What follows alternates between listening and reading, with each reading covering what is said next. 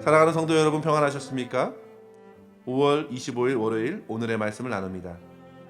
오늘 말씀은 신명기 23장 25절에서 20절까지의 말씀입니다.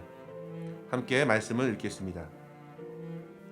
종이 그의 주인을 피하여 내게로 도망하거든 너는 그의 주인에게 돌려주지 말고 그가 내 성읍 중에서 원하는 곳을 택하는 대로 너와 함께 내 가운데 거주하게 하고 그를 압제하지 말지니라. 이스라엘 여자 중에 창기가 있지 못할 것이요 이스라엘 남자 중에 남창이 있지 못할지니 창기가 번 돈과 개 같은 자의 소득은 어떤 서원하는 일로든지 내 하나님 여호와의 전에 가져오지 말라. 이 둘은 다 내 하나님 여호와께 가증한 것임이니라. 내가 형제에게 꾸어 주거든 이자를 받지 말지니 곧 돈의 이자 식물의 이자 이자를 낼 만한 모든 것의 이자를 받지 말 것이라. 타국인에게 내가 꾸어주면 이자를 받아도 되거니와 내 형제에게 꾸어주거든 이자를 받지 말라. 그리하면 내 하나님 여호와께서 내가 들어가서 차지할 땅에서 내 손으로 하는 범사에 복을 내리시리라. 아멘. 오늘 말씀은 지난주 금요일 저녁 말씀 시간에 여호와의 총회라는 제목으로 들은 말씀에 이어진 말씀입니다. 이스라엘 백성들은 하나님의 거룩한 총회 안에 속한 백성들이죠. 그래서 그들은 가나안 땅에 살면서 그저 물에 물 탄 듯 술에 술 탄 듯 아무런 특징 없이 분명하지 않는 태도로 살 것이 아니라 반드시 그 가나안 민족과는 다른 삶으로 구별된 삶으로 살아야 했습니다. 그래서 오늘 본문은 여러 가지 법들을 알려주고 있는데요. 도망친 종들을 어떻게 대하여야 하는지, 당시 팽배했던 우상 숭배의 제의식과 관련된 여러 매춘들을 금해야 할 것과 돈을 빌려줄 때에는 이자를 어떻게 받아야 하는지, 그리고 읽지는 않았지만 하나님께 서원한 것에 대하여 어떤 태도로 행하여야 하는지 등등 참 다양합니다. 그만큼 삶의 다양한 상황 속에서 그들은 하나님의 율법에 깊이 뿌리내려 말씀을 의지하여 살아가야 했던 것이죠. 이러한 다양한 율법을 통해서 우리는 두 가지 측면에서 나누어 생각해 볼 수 있는데요. 율법의 핵심이 십계명이고 십계명 안에 하나님을 사랑하고 이웃을 사랑하는 그러한 정신과 의미가 담겨 있듯이 율법의 각각의 조각들도 그렇게 연결되어 생각할 수 있습니다. 그래서 사람과의 관계에서 그리고 하나님과의 관계에서 어떻게 대하여야 하는지 각각의 교훈을 생각해 보았으면 합니다. 첫 번째로 성도 여러분, 도움이 필요한 사람들을 대할 때 보다 넉넉한 사랑과 긍휼로 대할 수 있어야 하겠습니다. 오늘 말씀의 처음은 도망친 종들을 향하여 그를 보호해 주라고 하시죠.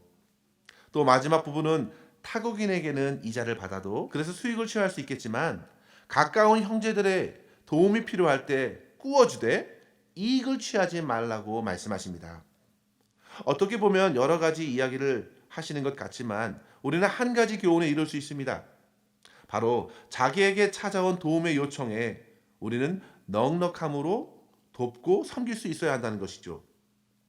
도망친 종들에게는 당시 고대 근동의 법에 따르자면 마땅히 주인에게 알려주고 결국 그 종은 주인의 손에 맡겨 처치를 당할 것입니다. 그러나 하나님께서는 그 도망친 종을 압제하지 말고 그가 원하는 곳에 거하도록 말씀하십니다. 사실 신명기 15장에 보면 히브리 종에 대한 규례가 있지만 하나님께서는 이스라엘 백성들이 평등하게 살기를 원하셨습니다. 그러나 부득이하게 자연적 재해나 여러 상황 속에서 생존을 위해 종이 생길 가능성 또한 배제하지 않으셨습니다. 그런데 그 종이 된 자가 주인을 피해 도망한다면 그에게 원하는 곳을 피난처로 제공해 주라고 말씀하시는 것입니다. 여기서 우리는 약한 자에 대한 하나님의 긍휼한 마음을 보게 됩니다. 오직 사랑과 긍휼로서 그 도망한 자를 품어주고 살 방도를 열어주라고 말씀하십니다. 우리는 그가 혹 부덕한 일을 행한 후에 도망했을지도 모르지만 성경은 상식을 뛰어넘어 그가 원하는 곳에 거주하게 하라고 하십니다. 이것이 참 쉽지 않습니다. 쉬운 것은 종이었던 그 사람을 종처럼 대하는 것인데 성경은 마치 그를 손님처럼 대하라고 하고 있습니다. 그 이유가 무엇일까요? 생각해 보면 이스라엘 백성들도 애굽의 종으로 고통받았다가 하나님의 풍성한 은혜로 출애굽하여 이제 가나안 땅에 거했기 때문인 것이죠. 이처럼 성도 여러분, 우리가 연약한 자를 섬길 때에 자기가 연약할 때 경험했던 은혜와 도움이 매우 큰 동력이 되기도 합니다. 한 번은 암으로 투병 중인 성도님을 신방한 적이 있습니다. 그런데 때마침 함께 신방하신 권사님께서 오래전에 암 선고를 받고 투병하시다 결국에는 완치된 경험을 갖고 있으셨어요. 그래서 그 권사님께서 앓고 있는 성도님을 위로하시는데 다른 분들보다 훨씬 그 마음을 아픈 마음을 공감하고 위로해 주셨는데 그 성도님께서 더 큰 위로를 얻으시는 것을 보게 된 적이 있습니다. 또한 성도 여러분, 돈을 빌려줄 때에도 마찬가지입니다. 양식을 구워줘도 마찬가지입니다. 넉넉하게 사랑과 공률로서 섬길 수 있어야 합니다. 결코 이자를 받지 말라고 말씀하시는 것을 주목하십시오. 피를 나눈 형제들, 믿음의 공동체 안에서 이자로 자기의 수익을 챙기는 것을 금하셨어요. 돈과 양식을 구워주는 것은 수익이 목적이 아니라 형제를 살리는 목적이 있기 때문이지요. 그렇게 긍휼과 사랑으로서 주변에 도움이 필요한 이들을 섬기라고 말씀하십니다. 마치 우리 주 예수 그리스도께서 저와 여러분의 영혼을 품어주시고 피난처가 되어주신 것처럼 우리의 모든 죄값을 십자가에서 모두 대속하여 지불해 주신 것처럼 그 은혜를 생각하고 우리 또한 도움이 필요한 이들의 요청에 계산하지 말고 말씀을 의지하여 사랑하고 섬겨주라고 말씀하시는 것입니다. 아브라함은 부지 중에 섬기다가 주의 천사들을 섬겼습니다. 예수님께서도 그렇게 저와 여러분에게 다가오신다고 하셨습니다. 연약한 이들에게 한 것이 곧 주님께 한 것이라고 도전하여 주셨습니다. 심지어 작은 소자에게 물 한 잔이라도 주님의 은혜로 섬기는 것이면 그것은 고스란히 하나님 나라의 상으로 남게 된다고 말씀하셨습니다. 오늘 본문에서도 보십시오. 결코 하나님께서 잊지 않으시고 내 손으로 하는 범사에 복을 허락해 주신다고 하십니다. 사랑하는 성도 여러분, 우리는 이미 주 안에서 은혜로서 모든 것을 얻었습니다. 그래서 우린 세상을 향하여 넉넉히 축복하되 특별히 자유를 찾아 헤매고 도움이 필요한 이들에게 더욱 주님의 넉넉한 사랑과 긍휼로서 섬길 수 있어야 되겠습니다. 물질이 아니라 한 영혼 한 영혼의 소중함을 생각하고 도움을 베풀 수 있는 복된 자의 삶을 사시기를 주님의 이름으로 간절히 축원합니다. 두 번째로 성도 여러분, 우리가 하나님을 향하여서는 삶으로서 예배하는 삶으로 살아가야 되겠습니다. 오늘 본문에 보시면 하나님께 대하여 가증한 것을 드리지 말라고 하신 것, 이어서 서운한 것을 더디 갚지 말고 내가 말한 것을 꼭 실행하라고 하시면서 우리 하나님을 인격적으로 대할 것을 말씀해 주시죠. 하나님을 섬기는 것은 결코 어떤 보여지기식으로 섬길 수 있는 것이 아닙니다. 우리 하나님은 외모를 보지 않으시고 중심을 보시고 우리 하나님은 그 삶을 꿰뚫어 보십니다. 그래서 하나님께 나아오는 자는 그 나오는 모습만이 아니라 그 뒤에 살아온 삶을 하나님께서 보신다는 사실을 기억해야 합니다. 하나님께서는 성경에 소개하는 최초의 예배 속에서 우리에게 교훈하셨지요. 삶과 믿음으로 드려진 아벨의 제사를 받으셨고요.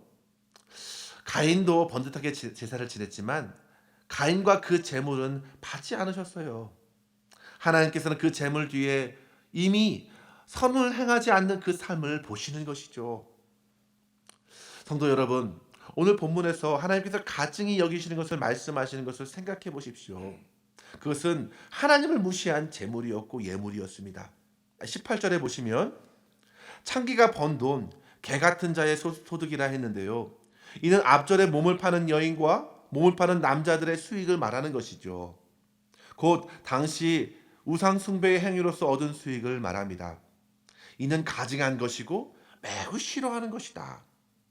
물질에는 똑같은 물질이겠지만 그 물질 뒤에 보면 그것을 얻는 과정 속에서 하나님이 원치 않는 방법인 것이죠. 하나님께 드려지는 소원도 마찬가지입니다. 일방적으로 자기 감정으로 자기 계획으로 내뱉은 말 전부 하나님께서 기억하시는데, 그것을 잊고 더디 갚는 것, 그걸 무심코 내뱉고 헌신한 것 다 가증한 것이 될 수 있기 때문에 주의하여 서원한 것은 속히 서원한 대로 갚으라고 하시는 것입니다. 하나님은 지극히 인격적인 분이세요. 또한 우리가 읽진 않았지만 마지막 오늘 생명의 산 본문에 나오는 내용을 보십시오. 형제가 포도원과 밭의 토산을 나누게 그 밭을 허락해 주었지만 아예 그릇을 가져와 담거나 낫을 들어 추수하는 것은 옳지 못하고 말씀하시죠. 이것 또한 하나님께서 허락하신 은혜와 사랑을 오용하는 것을 금하시는 것입니다. 사람의 욕심이 얼마든지 하나님의 사랑의 법을 악용할 수 있기 때문에 경계하시는 것입니다. 사랑하는 성도 여러분, 우리 하나님께서는 그저 가만히 있는 목석과 같은 분이 아니십니다. 옳지 못한 방법으로 얻는 많은 재물 하나님께서 어찌 받으시겠습니까? 그것은 주님께서 훤히 보시는 가증한 것입니다.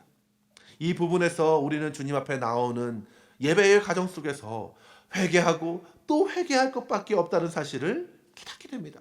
십자가의 은혜를 의지하지 않고서는 어떻게 삶의 예배자로 주님 앞에 설 수 있겠습니까? 심지어 우리는 주님의 다함없는 사랑마저도 이용할 수 있는 완악한 죄인임을 깨닫고 우리는 날마다 하나님의 말씀으로 영혼을 깨워야 하고, 하나님의 뜻과는 상관없는 삶이 아니라 주님이 원하시는 삶의 모습으로, 주님을 의지하는 삶의 모습으로, 주님의 은혜에 합당한 삶의 모습으로 주님께 예배할 수 있는 예배자가 되기를 간절히 바라고, 오늘도 주님의 도우심을 힘입고 그렇게 주님과 동행하며 주님께 예배하는 삶을 살아갈 수 있는 저와 여러분 될 수 있기를 주님의 이름으로 간절히 축원합니다. 함께 기도하겠습니다. 하나님 아버지, 십자가의 은혜로서 하나님 나라의 거룩한 백성 되게 하신 것 감사합니다. 그 풍성한 은혜와 사랑을 기억하고 오늘도 삶에서 만나는 모든 사람들을 대할 때 넉넉한 주님의 사랑으로 대할 수 있도록 붙들어 주시옵소서. 무엇보다 도움의 요청을 외면하지 않고 오리를 가자 하며 십리를 가고 겉옷을 달라 하며 속옷까지 내어주라는 주님의 말씀을 기억하고 넉넉히 꾸어주며 넉넉히 도와주며 섬길 수 있도록 인도하여 주옵소서. 모든 것을 아시는 하나님, 일상의 삶에서도 주님의 말씀 따라 살아가면서 주님만을 기쁘시게 하는 예배의 삶으로 영광 돌리는 우리 모두가 되게 하여 주시옵소서. 예수님의 이름으로 간절히 기도하옵나이다. 아멘. 사랑하는 성도 여러분, 오늘도 주님의 자녀로서 복된 삶을 사시기를 간절히 축원합니다. 감사합니다.